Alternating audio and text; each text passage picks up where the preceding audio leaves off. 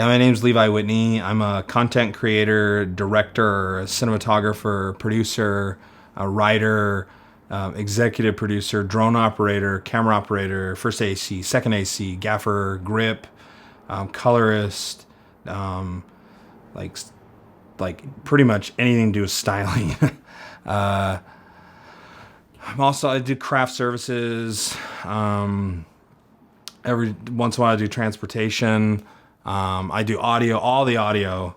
Like, I don't know if you see my YouTube channel, Learning Sound and Light. Dang it. I do it all. My name's Levi Whitney. I'm the director of photography for Uphill Cinema. So planning for Listen was just like any other narrative film. All the lighting, we knew right out of the gate we wanted all natural lighting.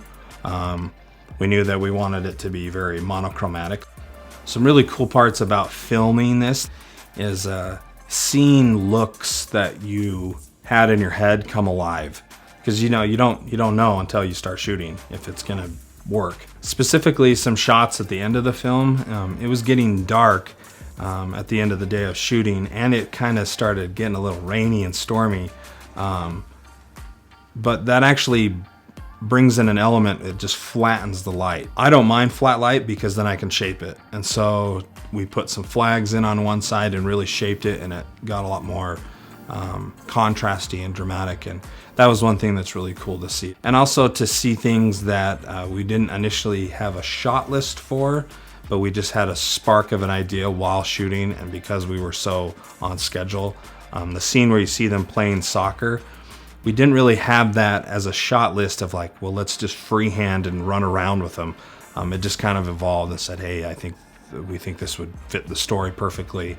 I didn't have enough eye light. Looking throughout the whole film, there was a lot of times where I needed a bigger bounce, reflection in their eye to give them a little more life.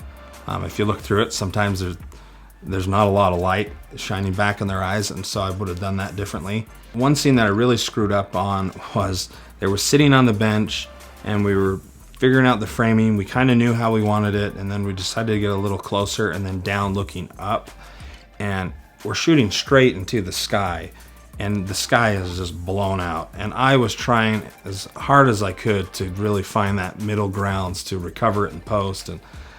And then in post, I realized, like, wow, I could have just thrown a net up there, like a half net, and knocked the sun down.